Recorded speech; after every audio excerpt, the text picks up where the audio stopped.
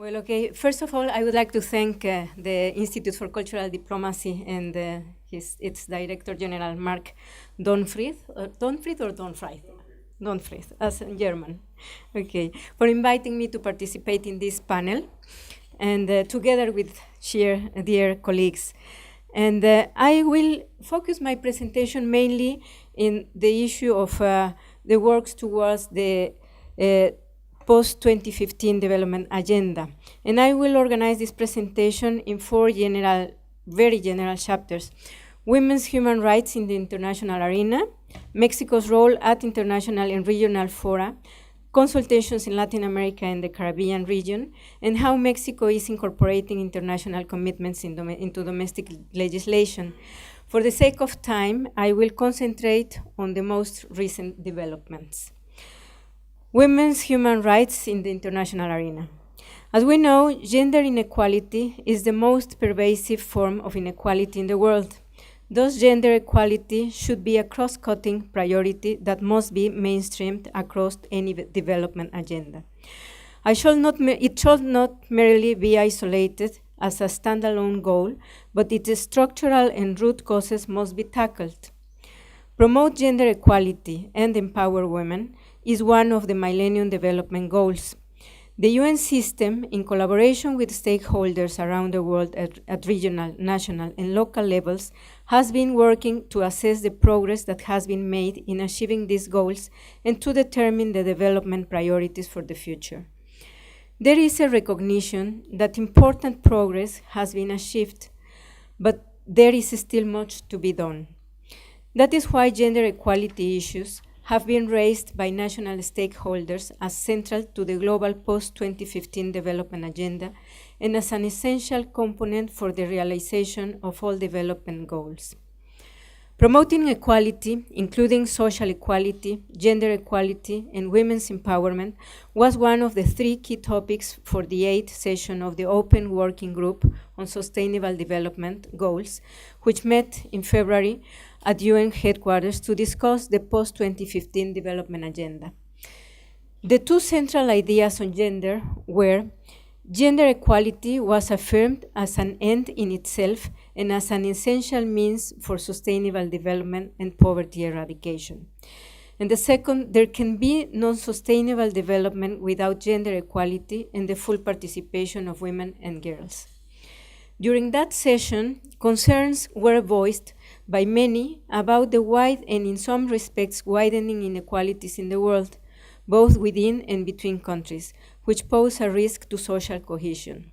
It was discussed that inequality can be addressed through affordable access to quality education, social protection, health care, as well as productive and remunerative employment opportunities.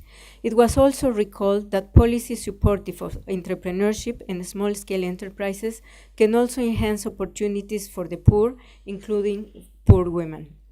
Some areas of action identified at that meeting, which still need attention, are preventing and eliminating all forms of violence against women and girls, empowering women legally and economically, strengthening women's voice and participation in decision-making and leadership in all areas of life. As for Mexico's role in international and regional fora for the promotion of women's human rights, Mexico has been very active and has collaborated with regional and international organizations, mainly the UN, in its pursuit for gender equality and mainstreaming, as well as for the fight against gender discrimination and violence. In 1975, Mexico hosted the first UN World Conference on Women.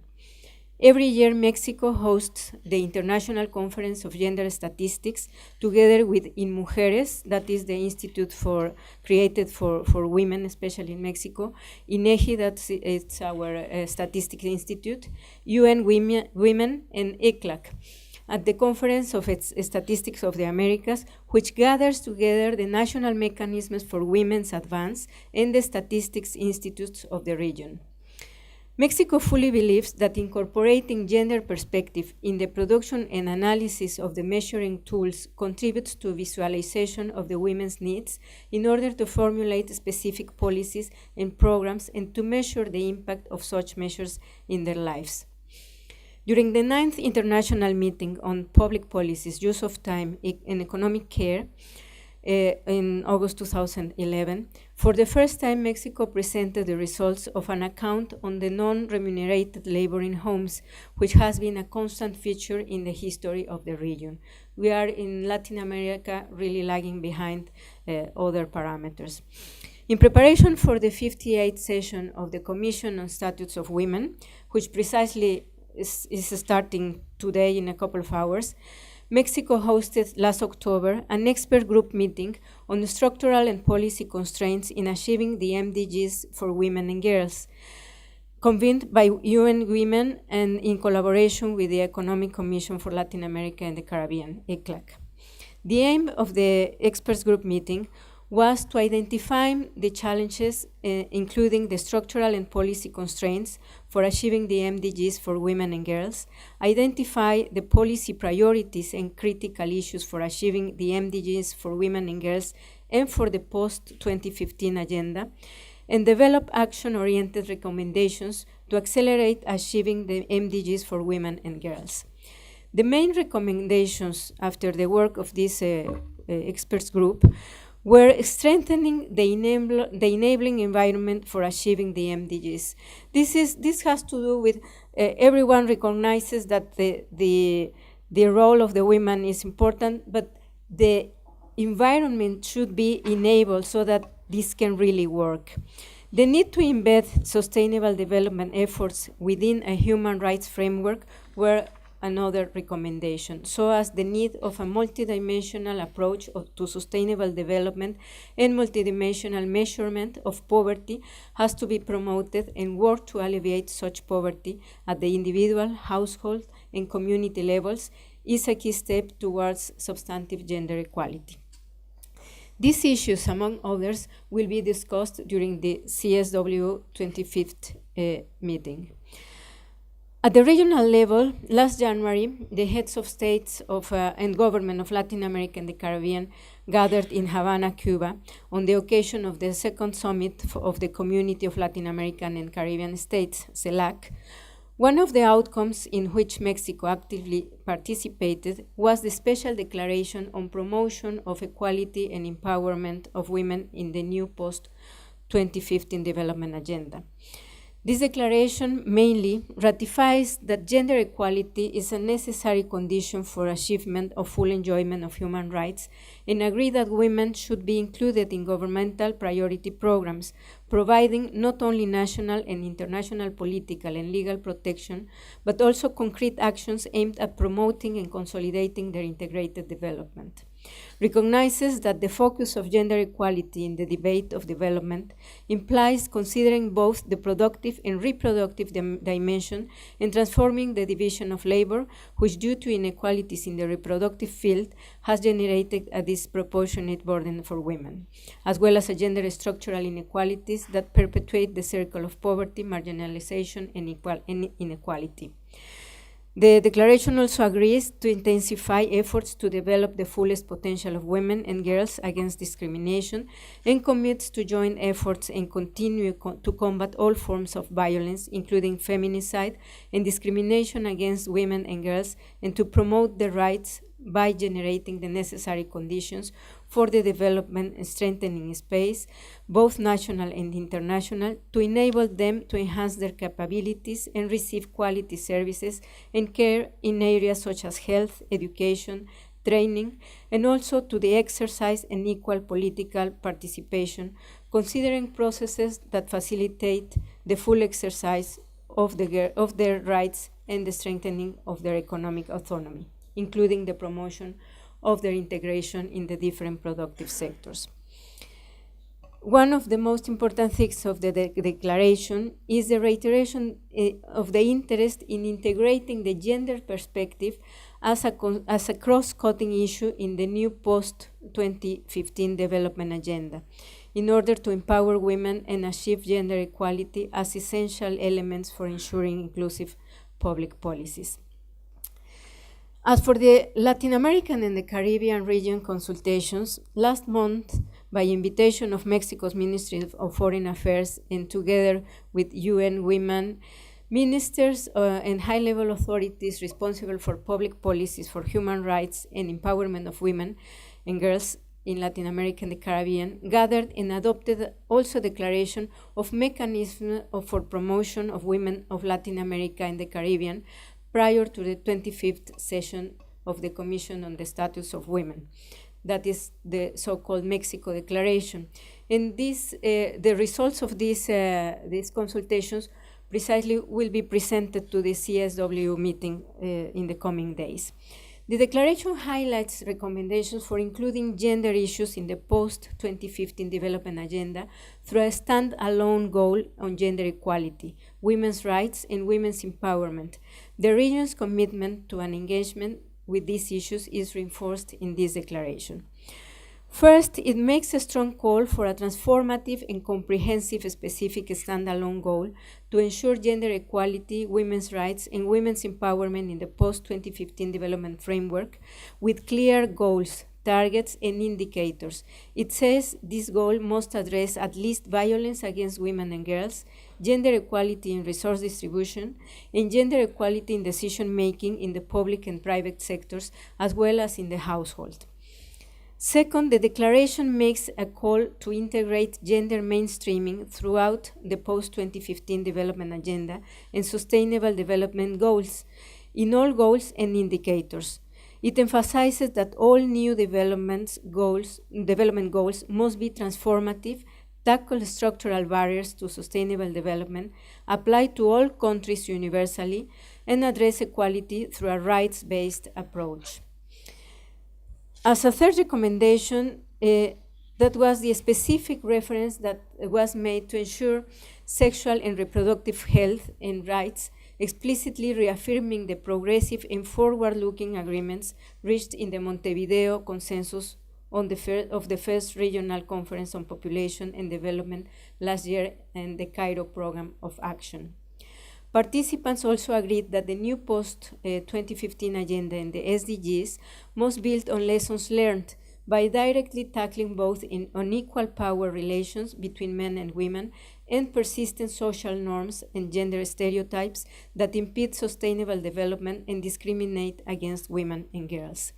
As you can see, the consultations are trying to go forward, a step forward on what has been for so many years the discussions around the same issues. How Mexico incorporated internationally agreed commitments on gender into its internal legislation. Well, Mexico is, I would say, a champion of being party of all international conventions and regional conventions. What is lacking a little bit is the implementation, as has been said during the whole journey today. But Mexico recognizes that legislative harmonization is one of the main challenges for the human rights of women contained in international instruments in order to be reflected in the legal framework of the country and thus become effective in all its territory. In this regard, Mexico has advanced in its commitments and has undertaken several actions to guarantee the right of women to a life free of violence and discrimination. One of the 5 goals of the present administration is an inclusive Mexico, to which the state will focus on ensuring the social rights and narrow the social inequality gaps that divide the society. An equal, cohesive, and substantially equitable society is the main goal of the present government. It also includes 3 mainstreaming strategies: democratizing productivity, modern government, and gender perspective in the public administration's programs. The development plan 2013-2018 of the government includes strategies for a more inclusive society. Moreover, mainstreaming strategies are being implemented to promote gender perspective in all the programs of the public administration. The purpose is to encourage a grassroots change that begins within the government institutions in order to prevent the continuation of roles and stereotypes towards inequality, exclusion, and discrimination, which have a negative impact in the successful outcome of political policies.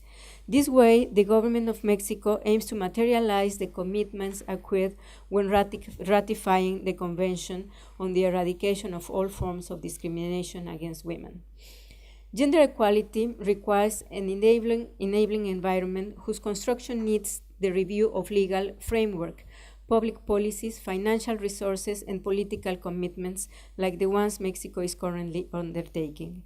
One important step was the creation in 2001 of the Mexican Institute of Women.